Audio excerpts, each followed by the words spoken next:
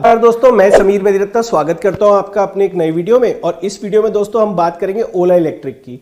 जैसा कि हम सभी जानते हैं कि ओला इलेक्ट्रिक जो कि भावेश अग्रवाल जी की एक कंपनी है और वो आजकल काफ़ी दिक्कत में है। काफ़ी न्यूज़ में हम उसके बारे में सुन रहे हैं। हम सुन रहे हैं कि जिन लोगों ने भी ओला की गाड़ियां ली वो बहुत परेशान है। 80,000 से ज़्यादा कंप्लेंट्स हर महीने ओला की आ रही हैं। तो बस मैंने सोचा क्यों नहीं इस टॉपिक पर एक वीडियो बनाया जाए। तो मैंने कहा चलिए इस पर आपसे बात की जाए। ठीक है, तो ओला, जैसे कि हम जानते हैं कि ओला इलेक्ट्रिक भावेश अग्रवाल जी की कंपनी। भावेश अग्रवाल जी वही है जो ओला कैब्स के भी ओनर हैं, जो फूड पैंडा के भी ओनर रहे हैं, ओला मनी के भी ओनर रहे हैं। उन्हीं का वेंचर है ओला इलेक्ट्रिक, जो उन्होंने शुरू किया पैंडेमिक के बाद सन 2021 में। तो हुआ क्या भाई साहब कि जो भावेश अग्रवाल जी है वो एक IITian है, काफी पढ़े लिखे व्यक्ति हैं। मगर बाई चांस ऐसा हुआ कि उन्होंने 3-4 जितने भी वेंचर्स किए उनका नाम तो बहुत हुआ पर प्रॉफिट में एक भी कंपनी नहीं आई। आपको सुनकर हैरानी होगी कि जो ओला कैब्स है वो भी प्रॉफिट में आज 2023 में प्रॉफिट में आई है। उससे पहले वो लॉस मेकिंग कंपनी थी। उसके बाद भावेश जी का दूसरा वेंचर था फूड पांडा, वो भी कभी प्रॉफिट में नहीं आ पाया। ठीक है, और उसके बाद उन्होंने ओला मनी स्टार्ट किया, बहुत सारे और वेंचर स्टार्ट किए, लेकिन उनको सफलता हाथ नहीं लगी। बट हुआ क्या कि जब वो इतने नाकामयाब हो रहे थे, उनको सफलता नहीं मिल रही थी, अचानक उन्होंने एक कंपनी है इटरगो, एम्स्टर्डम बेस्ड कंपनी थी, उसको उन्होंने एक्वायर किया 2021 में पैंडेमिक के बाद। और वो जो कंपनी थी उनका एक टेक्नोलॉजी थी स्कूटर बनाने की। तो वही टेक्नोलॉजी को अपना के उन्होंने ओला इलेक्ट्रिक नाम के स्कूटर अपने मार्केट में, इलेक्ट्रिक EV स्कूटर्स अपने लॉन्च कर दिए। और उससे उनको सफलता रातों रात बहुत बड़ी सफलता मिली। और हुआ क्या कि उस मार्केट वो निश मार्केट थी। इलेक्ट्रिक स्कूटर में कोई भी बड़ा प्लेयर जैसे कि बजाज हुआ या TVS हुआ या हीरो हुआ, कोई भी उस इलेक्ट्रिक व्हीकल मार्केट में था नहीं तब। और वो इतना उसको लाइटली ले रहे थे। वो लोग कह रहे थे यार हमारे पेट्रोल के स्कूटर्स बढ़िया बिक रहे हैं तो हम क्यों इलेक्ट्रिक व्हीकल्स में जाएं। तो उसी को देखते हुए इन्होंने निश मार्केट को, मतलब जो भावेश अग्रवाल है, उन्होंने देखा कि यार ये तो निश मार्केट है, इसमें कोई भी नहीं है। उन्होंने अपना इलेक्ट्रिक स्कूटर लॉन्च किया और रातों रात ये स्कूटर हिट हो गया। ओला इलेक्ट्रिक हिट हो गया, मतलब हम जहां देखते थे वहां में ओला इलेक्ट्रिक का स्कूटर नजर आता था। और इन्होंने मार्केट शेयर अपना 57% मार्केट शेयर इलेक्ट्रिक स्कूटर्स में, इनको टू व्हीलर्स में इनको मिल गया, ओला को मिल गया। और इन्होंने अपने स्कूटर लॉन्च कर दिया। हाईटेक स्कूटर्स थे, लोगों को उसका लुक एंड फील बहुत पसंद आया, इन्होंने रातों रात लॉन्च कर दिया।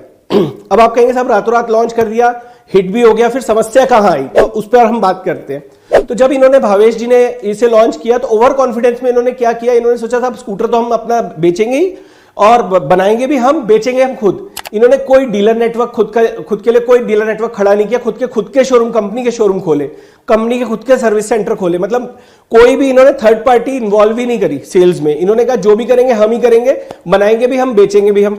अब इनकी एक्सपर्टीज क्या थी साहब? इनकी एक्सपर्टीज ना तो बनाने में थी ना बेचने में थी।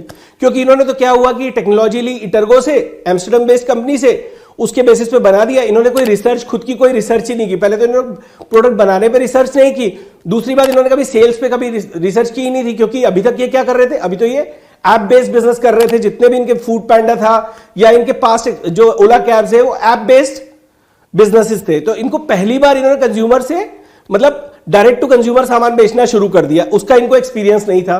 तो हुआ क्या, ना तो प्रोडक्ट पे इन्होंने रिसर्च नहीं की, तो उससे प्रॉब्लम क्या हुई कि इनको यही नहीं पता था कि क्या चैलेंजेस ये मार्केट में फेस करेंगे, प्लस ये सेल्स में क्या चैलेंजेस फेस करेंगे। ये ओवर कॉन्फिडेंस में इन्होंने माल बेचना भी शुरू कर लिया, पर इन्होंने उन चैलेंजेस के बारे में कुछ सोचा ही नहीं। और हुआ क्या, 40,000 50,000 यूनिट पर मंथ तक ये पहुंच गए। इन्होंने 40-50,000 यूनिट पर मंथ बेचनी शुरू कर दी। और लेकिन इन्होंने सर्विस को बहुत लाइटली लिया। इन्होंने सोचा यार सर्विस क्या है, इलेक्ट्रिक व्हीकल है, इसमें सर्विस की क्या जरूरत है, इसमें तो कोई सर्विस की जरूरत नहीं होती। बट ऐसा हुआ नहीं। एकदम से क्या हुआ, अचानक इनकी स्कूटर्स में बहुत ज्यादा कंप्लेंट्स आने लग गई।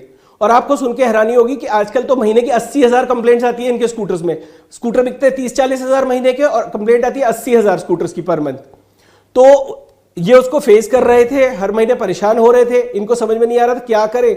बढ़ते बढ़ते इनकी परेशानी तब बढ़ी जब लोगों ने इनका गुस्सा निकालना शुरू किया और लोगों ने ये, इसके अंदर गवर्नमेंट इन्वॉल्व हो गई। कंपटीशन कमीशन भी आया, कंज्यूमर प्रोटेक्शन एक्ट भी आया, बहुत सारे लोग आए और उन्होंने इनको नोटिस भेजने शुरू कर दिए कि भाई क्यों कंज्यूमर इतना परेशान हो रहा है आपका प्रोडक्ट लेने पर।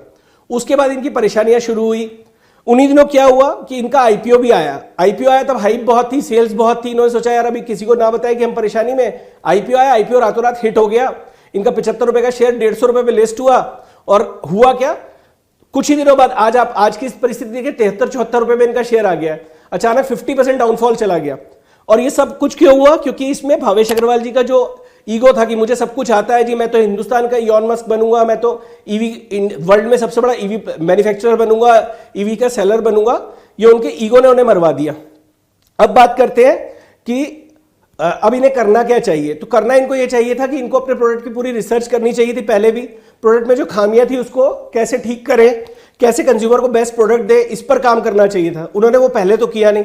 अब अगर ये चाहते हैं कि मार्केट में सर्वाइव करें तो इनको करना ये चाहिए कि सबसे पहले इनको अपने प्रोडक्ट पे काम करना चाहिए। प्रोडक्ट में जो लोगों को तकलीफ आ रही है, जो खामियां प्रोडक्ट में आ रही है, उसे ठीक करना चाहिए, तभी ये मार्केट में लीडर बने रह सकेंगे। क्योंकि अब इनके सामने एक चैलेंज और आया। पहले तो गवर्नमेंट के पास इनकी कंप्लेंट्स गई, अब चैलेंज ये आया कि जो बड़ी दूसरी कंपनीज है, हीरो हुई, टीवीएस हुई या बजाज हुई, उन्होंने जब देखा कि 40,000 गाड़ियां पर मंथ बिक रही हैं, उन्होंने भी अपनी रिसर्च की और वो भी इस मार्केट में कूद पड़े। और आपको सुन के हैरानी होगी कि टीवीएस आज की डेट में इस मार्केट में 27% मार्केट शेयर ले चुका है, बजाज ऑलरेडी 20% मार्केट शेयर ले चुका है, और ओला का शेयर जो 57-58% था वो घट के 27% पे आ गया है। और जिस तरीके से घट रहा है, अगर अब भी इन्होंने नहीं सुधार किया तो कोई बड़ी बात नहीं है कि मार्केट में थोड़े दिनों बाद इनका नाम ही ना बचे। तो इनको उसके ऊपर सुधार करना चाहिए। दूसरी एक समस्या ये और फेस करने लगे, इनके जो एम्प्लॉइज थे इनका एम्प्लॉय टर्नओवर रेशियो बहुत हाई है। इनके एम्प्लॉइज इनकी कंपनी छोड़ छोड़ के भागने लगे, क्योंकि भावेश जी का क्या खुद का एक एटीट्यूड है, वो एम्प्लॉइज को ना, मतलब वो कहते हैं जो मैं बोल रहा हूं वही सही है, वो किसी की सुनते नहीं है। तो मैं भावेश भाई को ये सलाह देना चाहूंगा कि अपने एम्प्लॉइज की भी सुने, अपनी टीम की भी सुने, और किसी तरीके से अपने कंज्यूमर की भी सुने। सुनना कई बार सुनना भी अच्छा होता है, तो सुनना बहुत जरूरी है।